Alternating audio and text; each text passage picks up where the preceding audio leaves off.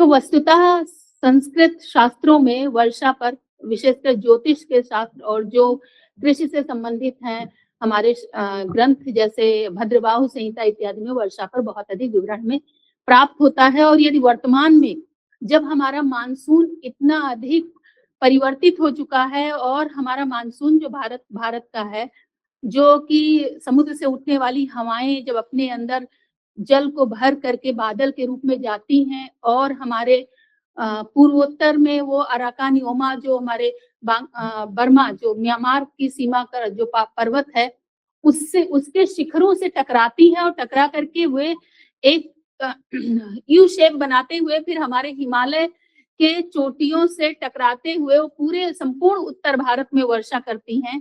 तो अभी का जो शोध है, अभी का जो निष्कर्ष है, जो अभी विद्वान देख रहे हैं कि पर्यावरण में जो परिवर्तन हो रहा है उसके कारण हमारे वर्षण में परिवर्तन हो रहा है, वर्षा के स्वभाव में परिवर्तन हो रहा है। जैसा कि हमने अभी देखा कि राजस्थान के उन क्षेत्रों में जहाँ शताब्दियों से वर्षा नहीं हुई थी, वहां पर एक अतिवृष्टि जैसी स्थिति देखने को मिली। और जिन क्षेत्रों में हम पढ़ते आए हैं कि सर्वाधिक वर्षा कहाँ होती है, चेरापूंजी में होती है, वस्तुतः वर्तमान में वहां सर्वाधिक वर्षा नहीं होती है, जिसका कारण है कि उन बादलों को, उन जल भरे मेघों को रोकने के लिए, टकरा करके लौटने के लिए जो ऊंचाई हुआ करती थी पर्वतों की, वो कहीं ना कहीं क्षरित हो गई है। और हमारी चोटियों के अराकान योमा के घिसने के कारण अब उस तरह का ये उतने वेग से वो हवाएं नहीं लौटती, इसलिए वो जिस तरह से पूर्व में अधिक वर्षा करती करती पश्चिम में आती थी, तो वो बीच में ही जो जल है वह एक तरह से रिक्त हो जाता है या उनमें उतनी आर्द्रता नहीं रहती है। तो जो श्रावण मास के आधार पर सुवृष्टि पर यहाँ पर चर्चा है, जो अ, अ, इसमें कहा गया है, देखिए लोक में भी जो बातें भी शास्त्र में हैं, जैसा कि अभी पिछले सत्र में आपने सुना कि किस तरह से विभिन्न शास्त्रों का अनुशीलन करके इस ग्रंथ में ये पूरा वृष्टि विज्ञान की पूरी चर्चा की गई है। वो किसी एक शास्त्र, संपूर्ण वैदिक साहित्य का जो वर्षा संबंधी जो संपूर्ण निचोड़ है यदि कहें तो इस ग्रंथ में प्रस्तुत किया गया है। तो इसमें श्रावण मास में वृष्टि किस नक्षत्र में, सूर्य और चंद्र किस स्थिति में होंगे, कौन सा वार होगा, कौन सी तिथि होगी, इस पर देख करके उसके आधार पर अनुमान लगाया जाता है कि आगे पूरे चतुर्मास जो है वो वर्षा किस प्रकार की होगी, सूखा पड़ेगा, अतिवृष्टि होगी या अनावृष्टि होगी, या ऐसी वृष्टि होगी जिससे कि सब सुखपूर्वक जीवन निर्वाह निर्वाह करेंगे और आराम से आप अपने खेत को बो करके सो सकते हैं। तो यहाँ पर जब वर्षा की बात होती है तो वर्षा सर्वाधिक आवश्यक किसके लिए, हमारे कृषि के लिए आवश्यक है, और कृषि ही हमारे जीवन का आधार है, जो मूल आधार कह सकते हैं वह कृषि ही है। इसीलिए जब भी वर्षा की बात होती है तो हमारे सीधे लोक से संबंध रखने वाला यह विषय है, क्योंकि प्रत्येक कृषक जो है वही जानता है कि किस प्रकार वर्षा ऋतु या वर्षा आने की उसे प्रतीक्षा रहती है, और अधिक वर्षा यदि हो रही है तो उसके बंद होने की भी उसे प्रतीक्षा रहती है। तो इसमें सुवृष्टि के अनुमान में कहा गया है कि यदि श्रावण मास के बहुत अधिक इसमें ज्योतिषीय ज्ञान आवश्यक है इसके अध्ययन में, और मुझे उतना अधिक ज्योतिष का ज्ञान क्या, ज्योतिष का प्रवेश भी नहीं है। ज्योतिष का ज भी मैं बस इसीलिए जानती हूँ क्योंकि सर का थोड़ा बहुत सानिध्य मिला है, इसलिए थोड़ा मैं कह सकती हूँ, परंतु वास्तव में इस ग्रंथ के अनुशीलन के लिए आपको ज्योतिष की गणनाएं और उसके मूल सिद्धांतों को से भलीभांति परिचित होना चाहिए। और वह तो अभी पात्रता नहीं है, परंतु आदरणीय शुक्ला सर ने इस तरह संभवतः वो चाहते हैं कि मैं थोड़ा उधर ज्योतिष पर भी दृष्टिपात करूं और थोड़ा जान सकूं। तो समुद्र तटीय क्षेत्रों में वृष्टि के अनुमान के संदर्भ में इस ग्रंथ में कहा गया है कि श्रावण शुक्ल पक्ष में यदि सिंह राशि पर सूर्य हो तो समुद्र तटीय क्षेत्रों में वृष्टि होगी, है ना, अर्थात जो समुद्र से लगे हुए क्षेत्र है वहां वृष्टि होगी और अन्य स्थानों पर नहीं होगी। हमारी पीढ़ी के लोग थोड़ा कम कहते हैं, पर हमसे जो बड़े लोग हैं उनके लोकोक्ति और मुहावरे और कहावतें उनके जिह्वा पर होती हैं। हम में से बहुत सारे लोगों ने सुना होगा, तो उसका भी मैं इसमें उल्लेख करूंगी। तो पूरे वर्ष सुवृष्टि के लिए इसमें बताया गया है कि कर्क की संक्रांति में यदि वर्षा होती है तो सिंह की संक्रांति में, और सिंह की संक्रांति में नहीं होती है।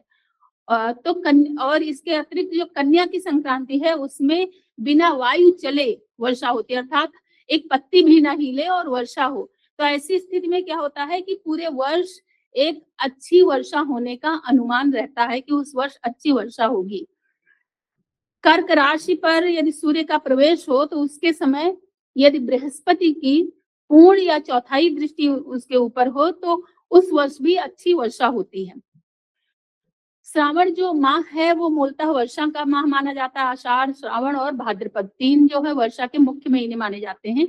तो श्रावण के और ये जो यहाँ पर मैं बता रही हूँ ये केवल श्रावण मास पर ही केंद्रित है। यद्यपि मेरी चैत्र माह में क्या स्थिति होगी, चैत्र से किस प्रकार श्रावण की वर्षा प्रभावित होती है, उस पर विशेष रुचि है, पर ये श्रावण पर ही है। तो श्रावण शुक्ल पक्ष में अच्छी वर्षा तब होती है यदि कर्क संक्रांति के 10 दिन के अंदर बुध का उदय हो और सिंह संक्रांति के 10 दिन में भी यदि बुध उदित हो तो उस पक्ष में पूरे पक्ष अर्थात 15 दिन अच्छी वर्षा के आसार रहते हैं। इसके अतिरिक्त श्रावण शुक्ल की जो पंचमी तिथि है, पंचमी, षष्ठी, सप्तमी, इन 3 तिथियों को बिना वर्षा हुए नहीं जाना चाहिए। लोक में भी यह मान्यता है कि इन 3 तिथियों को सूर्य नहीं दिखाई पड़ना चाहिए, इतने बादल होने चाहिए कि आपको लगे कि दिन है कि रात है, इस तरह की स्थिति होनी चाहिए। तो इसीलिए इन 3 तिथियों को श्रावण शुक्ल की पंचमी को वर्षा हो या केवल बादल हो तो ऐसे में क्या है, सावन, भादो, क्वार और कार्तिक, श्रावण, भाद्रपद, आश्विन और कार्तिक, इन चारों महीने में अच्छी वर्षा होती है। आज भी इन 2-3 तिथियों को विशेष रूप से देखा जाता है कि उस दिन यदि वर्षा के आसार हैं तो आगे के समय में अच्छा रहेगा। फिर है श्रावण शुक्ल की सप्तमी में यदि स्वाति नक्षत्र में ही सूर्य उदय और अस्त हो या आकाश मेघ से आच्छादित रहे तो भी सुवृष्टि की आशा करनी चाहिए।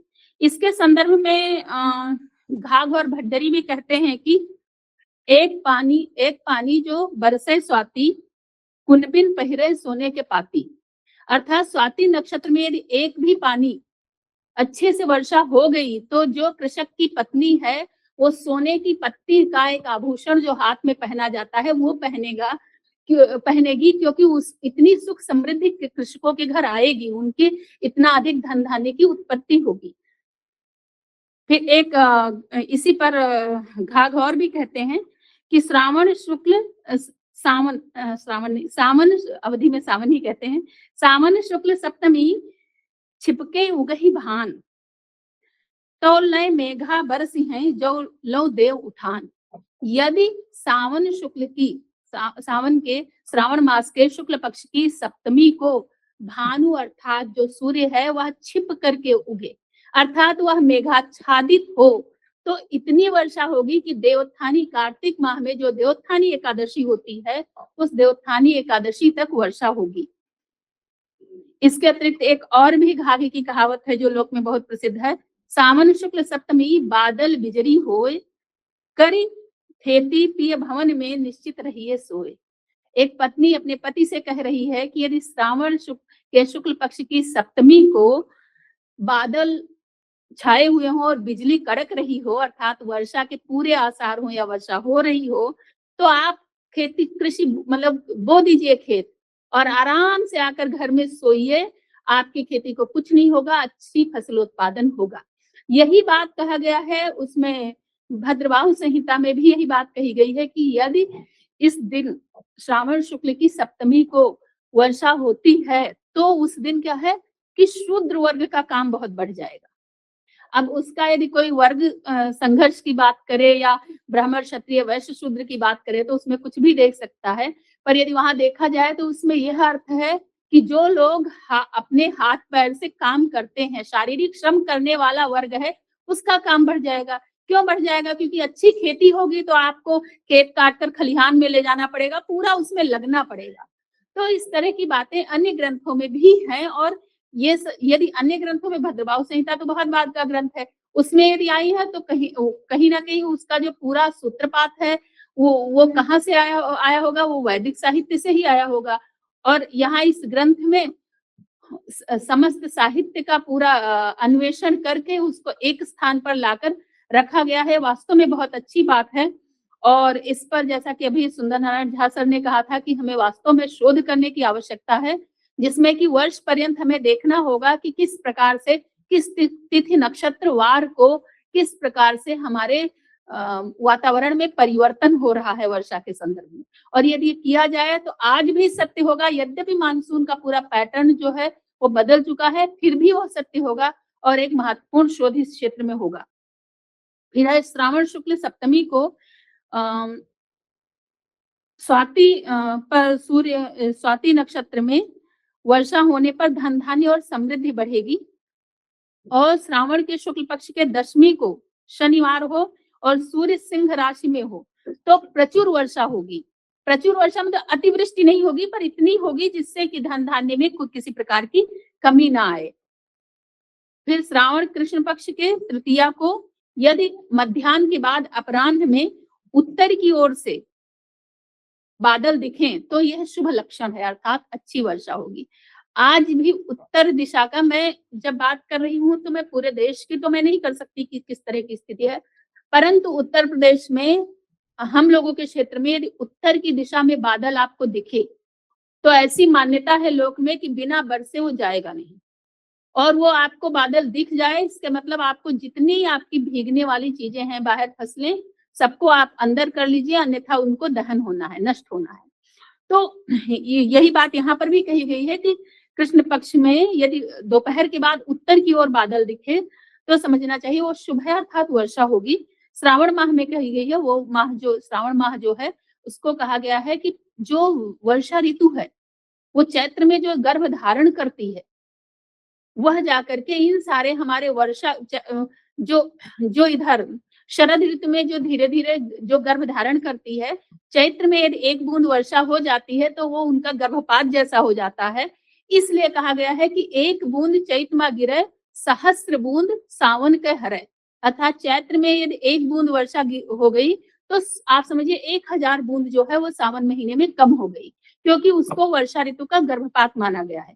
क्योंकि श्रावण में उसका वर्षा ऋतु का प्रजनन होगा और पूरी प्रकृति जो है वह प्रजनन की ओर आगे बढ़ेगी। इसलिए हमारी जो कृषि है, जहां पर मतलब जो प्रकृति का कण कण प्रजनन की ओर आगे बढ़ेगा, वो ये सब समय होता है। तो वर्षा ऋतु के प्रजनन की दृष्टि से हमें देखना चाहिए इसको, श्रावण माह को। इसीलिए वो नक्षत्र भी आपका जो है वो श्रवण नक्षत्र है, तो आप उसको जो आप उसको दंत करके देख लीजिए तो भी वही अर्थ आएगा। तो इसलिए उत्तर जो है, उत्तर दिशा के बादल को बहुत शुभ माना गया है क्योंकि उससे वर्षा होगी। इसके बारे में घाघ और भड्डरी ने भी कहा है कि उत्तर चमके बिजली, पूरब बहे जुबाए, घाघ कहें सुन घाघनी, बरधा भीतर लाओ। अर्थात उत्तर दिशा में बिजली चमके, बिजली तभी चमकेगी जब बादल होंगे, बिना बादल के बिजली चमकती नहीं है। और जो पूरब की ओर जब पूर्वाई हवा जो है वो बहे तो घाघ अपनी पत्नी घाघनी से कह रहे हैं कि बरधा अर्थात जो बैल है उसको भीतर लाओ, अर्थात वो बाहर भीग जाएगा, उसको घर के अंदर बांध लो, वर्षा पक्की है, निश्चित है। इसके अतिरिक्त तो ये सारी जो बातें हैं वो इसमें कही गई हैं, सुवृष्टि का जो अनुमान है। इसके बाद आता है कि अनावृष्टि अर्थात सूखा, अल्पवृष्टि और अनावृष्टि। सूखा की स्थिति जो होती है या बाढ़ की जो स्थिति होती है, दोनों स्थिति दुर्भिक्ष की स्थिति होती है, जब आपको किसी को भिक्षा मांगने पर भी न मिले। अर्थात भारत में माना जाता है कि याचक जब किसी के द्वार पर जाता है तो खाली हाथ उसे नहीं लौटाया जाता, पर ऐसी स्थिति हो जाए कि विवश होकर एक याचक को खाली हाथ लौटाना पड़े, एक भिक्षुक को खाली हाथ लौटाना पड़े, ऐसी स्थिति को दुर्भिक्ष कहते हैं। एक कृत्रिम दुर्भिक्ष हमारे देश ने 1943 में देखा था। बंगाल का जो अकाल है, अकाल नहीं वो दुर्भिक्ष था जो बनाया गया था सारा यहाँ का अनाज खा करके। तो श्रावण में यदि शुक्र अस्त हो और बुध का उदय हो तो भाद्रपद जो महीना है, भादों में वर्षा नहीं होगी। कर्क पर बृहस्पति, सिंह पर शुक्र और तुला पर मंगल हो तो श्रावण का जो कृष्ण पक्ष है वो पूरा सूखा जाएगा, उसमें वर्षा नहीं होगी और ऐसी स्थिति में ऐसा मानते हैं कि कलह की स्थिति भी बनेगी। सिंह राशि पर शुक्र होने से भी अनावृष्टि होती है और यदि अनावृष्टि ना हो अर्थात वर्षा ना हो तो फिर बहुत या तो बिल्कुल वर्षा नहीं होगी या बहुत अधिक वर्षा होगी और यदि बहुत अधिक वर्षा होगी तो कार्तिक महीने में अत्यधिक प्रचुर जो रोगोत्पत्ति होगी अर्थात बहुत अधिक रोगों की समाज में समस्त प्रकार के प्राणियों में उत्पत्ति होगी। श्रावण शुक्ल चतुर्थी को यदि जो उदित होते हुए जब जिस समय सूर्य उदित हो उस समय यदि आकाश में बादल छाया रहे तो पुष्य नक्षत्र में वर्षा नहीं होगी अर्थात जो पुष्य नक्षत्र होगा उसमें वर्षा नहीं होगी। श्रावण शुक्ल पंचमी को यदि नैऋत्य कोण जो उत्तर पश्चिम का कोण होता है उससे हवा चले तो 2 दिन तक लगातार वर्षा होगी और इतनी वर्षा होगी कि बाढ़ जैसी स्थिति आ जाएगी और दुर्भिक्ष की भी स्थिति बन सकती है। इसी संदर्भ में कहा गया है कि घाघ ने कहा है कि चमके पश्चिम उत्तर कोण, चमके पश्चिम उत्तर कोण तब जानो चमके पश्चिम उत्तर कोर तब जानो पानी है जोर। अर्थात जब उत्तर पश्चिम अर्थात नैऋत्य कोण पर बिजली चमकेगी तो समझना बहुत तेज पानी की वर्षा होने वाली है। जब बहे हड़हवा कोण, हड़हवा शब्द यदि आप लोग कोई अवध से होंगे तो परिचित होंगे कि जहां पर कुछ नहीं होता है ना उसको हम कहते हैं हड़हवा है। अर्थात जब हम चबेना भुजाने जाते हैं कोई कोई वो मक्का और वो उसमें वो फूलता नहीं है, वो ऐसे ही कड़ा कड़ा रह जाता तो हम कहते हैं हड़हा था, मतलब इसमें कोई तत्व नहीं था। जब तत्व और सत्व नहीं होता उसको हड़हा कहते हैं। तो इसलिए ऐसे को हड़हवा कौन कहते हैं अर्थात वो आएगा तो आपका विनाश ही करने वाला है, इसलिए उसको बोलते हैं जब बहे हड़हवा कौन तब बंजारा लादे नून।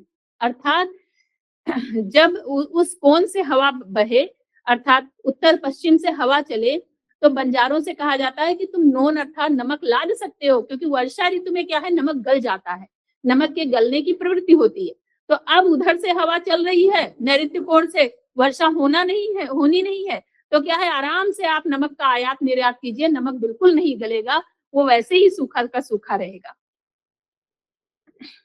इसके बाद कहा गया है कि श्रावण शुक्ल सप्तमी को हस्त में चंद्रमा होने पर भी घोर दुर्भिक्ष होता है।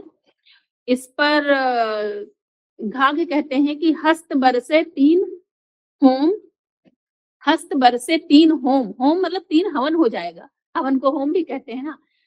साथ ही शक्कर मास, मास मतलब माश उड़द, हस्त बरसे 3 जाए तिल कोदो कपास, नहीं हस्त बरसे 3 होय, हाँ साथ ही शक्कर मास हस्त बरसे 3 जाए तिल कोदो कपास, मतलब हस्त नक्षत्र में यदि वर्षा होगी श्रावण के शुक्ल पक्ष में तो क्या है साथी एक प्रकार का धान होता है जो अच्छे से होगा, शक्कर अर्थात गन्ने का उत्पादन अच्छा होगा और माश अर्थात उड़द जो है वो अच्छे से उसका उत्पादन अच्छा होगा। लेकिन किसका उत्पादन प्रभावित होगा? तिल का, कोदो का और कपास का, ये इन तीनों का उत्पादन उस अच्छी वर्षा से प्रभावित हो जाएगा। तो यदि आप देखेंगे तो ये जो 6 प्रकार के यहाँ पर शस्य उत्पाद बताए गए हैं इनमें कितने वर्षा और नमी की आवश्यकता होगी उसमें आपको अंतर अवश्य दिखाई पड़ेगा। इसके अतिरिक्त श्रावण शुक्ल सप्तमी चंदा छिटिक करे कि जल देखो कूप से देखो कूप में कि कामिनी शीश धरे। अर्थात यदि श्रावण शुक्ल सप्तमी को चंद्रमा जो है वह अच्छे से प्रफुल्लित होकर के निकले, बादल ना हो तो क्या होगा, या तो आपको कुएं में ही जल दिखेगा, आपको जल कुएं में ही दिखेगा और कामिनियां अर्थात जो स्त्रियां हैं उनके सिर पर घड़ा रहेगा, उसी से वे जल भरेंगी। इसके अतिरिक्त है श्रावण शुक्ल सप्तमी उगत जो ही भान या जल मिली है कूप में या गंगा स्नान। अर्थात श्रावण शुक्ल सप्तमी को मैंने अभी पहले ही बताया था कि सूर्य आपको दिखाई नहीं पड़ना चाहिए। लेकिन यदि आपको अच्छा सूर्य दिख रहा है, अच्छे प्रकाश में, किसी प्रकार के मेघ ने उसे आच्छादित नहीं किया है, तो 2 ही स्थिति होगी, या तो आप कुएं में जल देखेंगे या तो गंगा स्नान करने जाएंगे ना, वहां जल देखेंगे। अर्थात इस प्रकार की सूखे और जलाभाव की स्थिति रहेगी, और यह स्थिति ही दुर्भिक्ष की ओर ले जाती है, जैसा कि कहा गया है। फिर है श्रावण में चित्रा, स्वाति, विशाखा में यदि वर्षा ना हो तो भी सूखा पड़ता है। इसमें है, जो न बरसे पुनर्वस स्वाति, चरखा चले न बोले ताती। यदि पुनर्वस हो, स्वाति नक्षत्र में वर्षा नहीं होगी तो न चरखा चलेगा, न तात जो है वो बोलेगा, क्योंकि कपास का उत्पादन ही नहीं होगा, कपास की पूरी फसल नष्ट हो जाएगी। इसी चित्रा के विषय में, चित्रा नक्षत्र के विषय में और भी कहा गया है कि चढ़त जो चित्रा बरसे, उतरत बरसे हस्त, कितनो राजा हाण ले, हारे नहीं गृहस्थ। अर्थात चढ़ता हुआ, लगते चित्रा नक्षत्र जब से प्रारंभ हो तब वर्षा हो, और हस्त नक्षत्र के अवसान के समय वर्षा हो, तो कितना भी कर राजा आपसे ले, जो गृहस्थ है वह समस्त प्रकार का कर चुकाने में समर्थ होगा, क्योंकि वह समृद्ध होगा, उसकी फसलोत्पादन उसका इतना अच्छा होगा कि वह कर को चुका पाएगा। चित्रा बरसे 3 जाए, मोथी, मास, उखार। अर्थात चित्रा में यदि वर्षा होती है तो मोथा एक प्रकार का एक घास होती है, मोथा जिसे कहते हैं, जो मूंग जैसे छोटे छोटे उसके फल होते हैं। उड़द और उखार अर्थात ऊख अर्थात ईख, गन्ना जो है, ये इन तीनों के लिए चित्रा की वर्षा जो है वह हानिकारक है, क्योंकि गन्ने का जो मधुरता है, उसमें जो मीठा तत्व है वह कम हो जाता है। आपने बहुत सारे फसलों को सुना होगा कि वर्षा के बाद वो कम मीठे हो जाते हैं, जैसे खरबूजा सबसे बड़ा उदाहरण है। यदि एक बार वर्षा हो गई तो कितना भी मीठा खरबूजा आपके खेत में है, शाम को आपने मीठा खरबूजा खाया है, रात में वर्षा हो गई, सुबह वो खरबूजा खाने लायक नहीं होगा और आपको अच्छा ही नहीं लगेगा। तो इसलिए दिल्ली के बाजारों में जब राजस्थान का खरबूजा आता है ना, शुरू-शुरू में जब हमारे यहाँ खरबूजे का समय नहीं होता, तो वह बहुत मीठा होता है, लेकिन जैसे हम लोगों के यहाँ खरबूजे का समय होता है अर्थात उत्तर प्रदेश में, वैसे दिल्ली के बाजारों में जो खरबूजा आता है वो बिल्कुल फीका हो जाता है, क्योंकि वर्षा उसके मधुरत्व का हरण कर चुकी होती है। इसके अतिरिक्त महावृष्टि, देखिए एक तो है अतिवृष्टि, एक है महावृष्टि। महावृष्टि पर भी बात की गई है कि श्रावण शुक्ल पक्ष के सप्तमी में यदि स्वाति नक्षत्र में सूर्योदय हो और वर्षा भी हो तो जल प्लावन की स्थिति हो जाती है, अर्थात जिधर आप देखेंगे उधर जल ही जल होगा। और श्रावण शुक्ल पक्ष के अष्टमी को यदि सूर्य मेघाच्छादित हो सुबह सुबह, तो भी महावृष्टि हो जाती है, क्योंकि पंचमी, षष्ठी, सप्तमी 3 दिन वर्षा हो तब तो अच्छा है, पर 3 दिन के बाद यदि अष्टमी को भी वर्षा हो गई तो वो वर्षा जो है वर्षा की अति हो जाएगी। तो यदि 3-4 दिन कोई भी फसल लगातार उसकी जड़ें धान की थोड़ी सहन शक्ति होती है, परंतु अन्य जो फसलें हैं उनकी तो जड़ें ही गल जाएंगी, अर्थात आपके खेत में कुछ नहीं होगा। उस अतिवृष्टि के कारण फिर से दुर्भिक्ष पड़ने के पूरे आसार हो जाएंगे।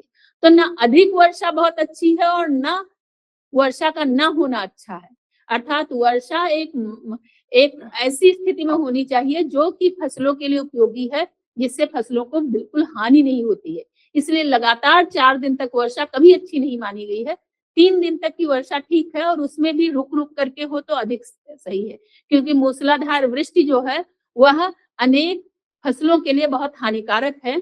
और जब हम यहाँ वृष्टि की चर्चा कर रहे हैं तो वहाँ वो हमारे कृषि को ही लक्षित करके चर्चा है, क्योंकि ऐसा नहीं है कि आप बहुत बड़े अच्छे भवन में बैठे हुए हैं, वृष्टि हो या ना हो आपको कोई उस पर प्रभाव नहीं पड़ता। परंतु जिस समय कई बार आपने दिल्ली में देखा होगा कि यहाँ वर्षा होती, लोग आनंदित होते, घूम रहे होते हैं, और आप सोचिए दिल्ली की सीमा पार करके जैसे आप कृषकों की कृषि भूमि में जाइए, लोगों के घर हाहाकार मचा होता है, लगता है कि नहीं उनका तो वो तो अब जीवन ही उनका समाप्त हो गया, ऐसी स्थिति होती है।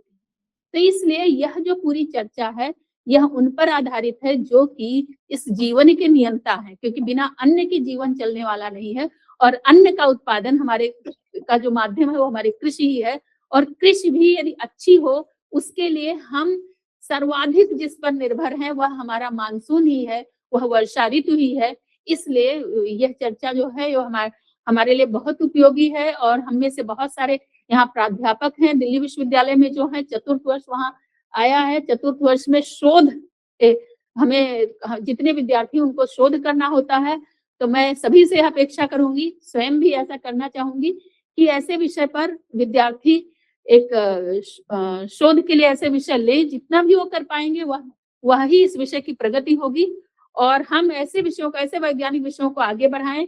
एक बार ये अवसर देने के लिए और जो हमारा मूल विषय नहीं है, जिसमें अभी हमने बालानाम सुखबोधाय जैसी भी स्थिति नहीं है, जिसमें अभी हमने प्रवेश करने का विचार तक नहीं किया है, उसमें प्रवेश करवाने के लिए मैं आदरणीय शुक्ला सर को बहुत-बहुत धन्यवाद देती हूँ, क्योंकि यही सब वो माध्यम है जिससे हम जो क्या है कि एक शोधार्थी के रूप में, एक शिक्षक के रूप में, एक घोड़े के जो किनारे आँखों में बंधा रहता है ना, जिससे हम केवल एक मार्ग ही देखें, वही स्थिति रहती है। तो ऐसे में यदि आपको अन्य मार्ग देखने के लिए जहाँ से भी प्रेरणा मिले, जो प्रेरित करे, वो आपके लिए बहुत महत्वपूर्ण है। इस दृष्टि से यहाँ पर आना और आप लोगों के समक्ष, यद्यपि इसमें मैंने कोई विशेष बात नहीं कही है, क्योंकि वास्तव में बहुत बड़ा विषय है और मेरे लिए तो मेरे पहुँच से बाहर का विषय है। पर मेरे लिए यह अपना एक एक अलग प्रकार की ज्ञान प्राप्ति का माध्यम रहा। तो इससे मुझे लाभ हुआ है व्यक्तिगत रूप से। तो इसलिए मैं आप सभी का धन्यवाद देना चाहूँगी और आगे भी हम इस विषय पर चिंतन करते रहें और कुछ लिखें, ताकि और भी समाज के अन्य लोग जो संस्कृत तक नहीं पहुँच पाते हैं, वो इसको जानें, उन तक भी ये विषय जाए। यही इस कार्यक्रम की सार्थकता होगी।